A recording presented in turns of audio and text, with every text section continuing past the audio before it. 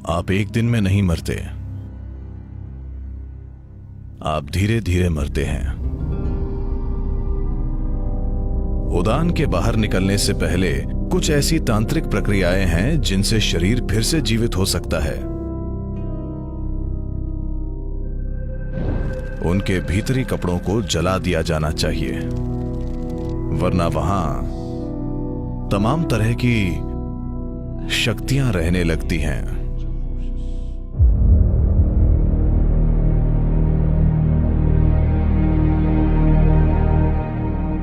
नमस्कार सदगुरु। मेरे पिता की मृत्यु के बाद भी मेरे पास उनके कई कपड़े हैं, पर मुझे पता है कि कुछ परंपराओं के हिसाब से मृत्यु के कपड़े नहीं रखने चाहिए। तो मुझे क्या करना चाहिए? जब आपका जन्म हुआ था, आपका जन्मदिन क्या है? 1 अगस्त। 1 अगस्त? ओह, आने वाला है। आप एक दिन में पैदा नहीं हुए, हालांकि आपका जन्मदिन तय है। आपको पैदा होने में 9 साढ़े 9 महीने लगे, है ना? इसी तरह जब आप मरते हैं तो आप एक दिन में नहीं मरते, आप धीरे धीरे मरते हैं। मेडिकल रूप से मृत घोषित होने के बाद भी मृत्यु पूरी तरह से नहीं होती। मुझे लगता है कि हमने इस बारे में बात की है। 5 प्राण धीरे धीरे कदम दर कदम बाहर आते हैं। भौतिक जीवन ऊर्जा, जिसे आमतौर पर प्राण कहते हैं, उसके 5 मूल रूप हैं। 10 हैं, पर वो मुश्किल होगा, तो हम 5 ही समझेंगे। उन्हें कहते हैं समान, प्राण, उदान, अपान और व्यान। मान लीजिए अगर एक डॉक्टर है जो किसी व्यक्ति को किसी पल में मृत घोषित करता है, तो अगले 21 से 24 मिनट में समान बाहर निकलने लगेगा। यानी शरीर में तापमान बनाए रखने के लिए समान जिम्मेदार है। सबसे पहले शरीर ठंडा होने लगता है। पारंपरिक रूप से मृत्यु का पता लगाने के लिए नाक को छुआ जाता है। अगर नाक ठंडी हो गई है तो वे समझ जाते हैं कि व्यक्ति मर चुका है। वे आंखें या दूसरी चीजें नहीं देखते, वे सिर्फ नाक को छूते हैं। नाक ठंडी है यानी व्यक्ति मर चुका है। तो समान तब बाहर निकलता है। 48 से 64 मिनट के बीच प्राण निकल जाता है। उसके बाद 6 से 12 घंटे में उड़ान निकलता है। उड़ान के निकलने से पहले कुछ तांत्रिक प्रक्रियाओं से शरीर फिर से जीवित हो सकता है, पर उड़ान निकलने के बाद एक बहुत सूक्ष्म मौका होता है, पर वो प्रैक्टिकल नहीं है। सिवाय उसके, उड़ान के जाने के बाद शरीर फिर जीवित नहीं हो सकता। अगला है अपान, जो 8 से 18 घंटे के बीच बाहर निकल जाता है। व्यान, जिसकी प्रकृति सुरक्षित रखने की होती है, वो उसके बाद बाहर निकलता है। सामान्य मृत्यु हो तो ये 11 से 14 दिनों तक बाहर आता रहता है। एक दिन शंकरन पिल्लई अलमारी में कुछ ढूंढ रहे थे। कुछ देर बाद पत्नी ने आकर पूछा, क्या कर रहे हो? उन्होंने कहा, नहीं कुछ नहीं, मैं कुछ नहीं कर रहा हूं। पत्नी ने कहा, क्या कह रहे हो कुछ नहीं? मैं पिछले आधे घंटे से देख रही हूं, तुम हमारी शादी का प्रमाण पत्र पढ़ रहे थे, क्या बात है? शंकरन पिल्लई बोले, मैं एक्सपायरी डेट ढूंढ रहा हूं।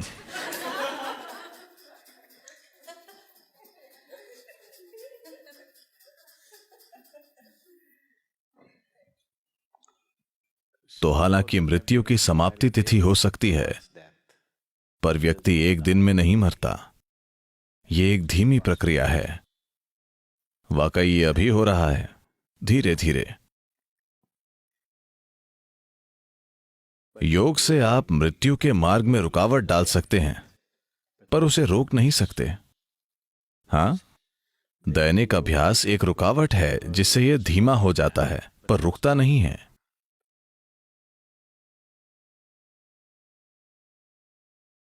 तो आज आपके पुराने कपड़ों से हम आपका डीएनए ले सकते हैं। आपके जाने के बाद 100 साल बाद हम आपका क्लोन बना सकते हैं। हाँ हाँ या ना, आपको पता है? तो कम से कम आपकी भौतिकता आपके कपड़ों से जो ली जा सकती है और हम आपको फिर से बना सकते हैं। कम से कम आप जैसा दिखने वाला व्यक्ति बना सकते हैं। हम शरीर बना सकते हैं। तो आप अभी भी हर जगह मौजूद हैं। जब योगी मरते हैं तब उस कुटिया को जला देते हैं जिसमें वे अकेले रहते थे। ऐसा करने का तरीका है, मैं नहीं बताऊंगा क्योंकि मैं नहीं चाहता कि आप यहां कॉटेज में आग लगा दें।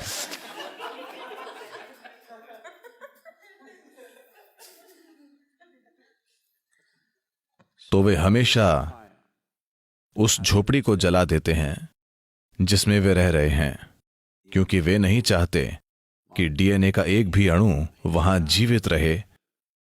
क्योंकि जब एक तरह से आपका शरीर मौजूद होगा, अगर उससे आपका शरीर फिर से बन सकता है तो जाहिर है कि आपका शरीर मौजूद होता है ना?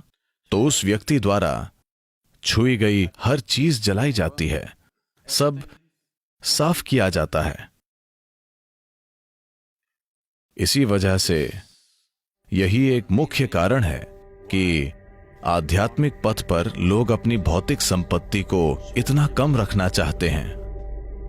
अगर आप एक सन्यासी के कमरे में जाएंगे तो आप देखेंगे 3 जोड़ी कपड़े अच्छे से रखे हुए होंगे, पानी पीने के लिए बस एक बर्तन, खाने के लिए एक थाली और सोने के लिए सिर्फ एक चादर।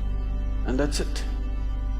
एक भी अतिरिक्त वस्तु नहीं, क्योंकि वो संसार की कई चीजों को छूना नहीं चाहता। वो इसे कम से कम रखना चाहता है, क्योंकि उसे पता है कि यदि वो अपने शरीर को चारों ओर फैलाएगा तो उसे इकट्ठा करना और जाना बहुत कठिन होगा।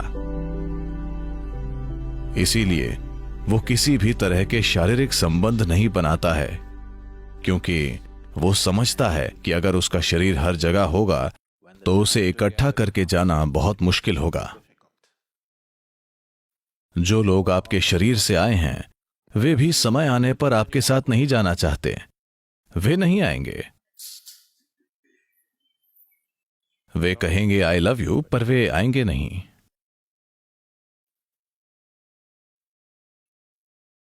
तो मृत्यु होने पर वो व्यक्ति जैसा था उस हिसाब से ये चीजें संभाली जानी चाहिए। आज की दुनिया में जब लोगों ने 3 जन्मों के लिए पर्याप्त कपड़े, 10 जन्मों के लिए पर्याप्त जूते इकट्ठा कर लिए हैं, तो वो सब जला देना सरासर बर्बादी होगी। और वैसे भी उनके जीने का तरीका और शरीर छोड़ने का तरीका ऐसा होता है कि वे हमेशा इस धरती पर फिर से आते हैं। सब जलाने का कोई मतलब नहीं है। कम से कम जो चीजें शरीर से बहुत करीब से जुड़ी हुई हैं, जैसे उनके भीतरी कपड़े और वैसी चीजें जला देनी चाहिए। उन्हें जरूर जलाना चाहिए, क्योंकि वरना वो जीव आसानी से आगे नहीं बढ़ पाएगा। वो समझ नहीं पाएगा, उसमें यह समझने का विवेक नहीं होगा कि उसे यहां होना चाहिए या वहां होना चाहिए। वो तय नहीं कर पाता। निर्णय लेने की क्षमता नहीं होती, क्योंकि विवेक नहीं होता। शरीर छूटने के बाद प्राणी चीजों में फर्क नहीं कर पाता, तो निर्णय नहीं होता, बस प्रवृत्ति होती है। यहां बहुत सी चीजें हैं जो शरीर की हैं, वो उनके पास रहेगा, खासकर पहले कुछ दिनों में। तो अगर घर में बहुत सारे इस्तेमाल किए गए कपड़े हैं, जो कि पश्चिमी दुनिया में एक समस्या है, क्योंकि कपड़े इस तरह के हैं और समाज के तौर तरीके ऐसे हैं कि हो सकता है कोई 6 महीने वही जैकेट बिना धोए पहनता रहे। हाँ, आप उसका इस्तेमाल करते हैं और वहीं लटका देते हैं क्योंकि वहां ठंड है और शायद आपको इतना पसीना नहीं आता, इस्तेमाल करके लटका देते हैं। भारत में ऐसा संभव नहीं। अगर किसी चीज का इस्तेमाल होता है तो उसे धोया जाता है। कपड़ों की प्रकृति, वातावरण और सामाजिक तौर तरीके ऐसे हैं, पर यह बदल रहा है क्योंकि ज्यादातर लोग चीन में बने कपड़े पहन रहे हैं, न कि भारत में बने कपड़े। तो वे ऐसे कपड़ों का उपयोग कर रहे हैं, स्वाभाविक रूप से उनका इस्तेमाल करके उन्हें लटका देते हैं, न कि धोते हैं। इन बातों का ध्यान रखकर हर पहलू को संभाला गया था, पर हम इसे बड़े पैमाने पर खो रहे हैं। इन कपड़ों का बार बार इस्तेमाल करके लटका दिया जाता है। तो आप प्रयोग कर सकते हैं। वैसे आज कुत्ते मौजूद हैं। अगर आप एक पुलिस का कुत्ता लाएं और यहां 1000 जैकेट हों और आप उसे कहें कि जिम की जैकेट बताओ, तो वो बता देगा। हां, गॉड नहीं, बस डॉग।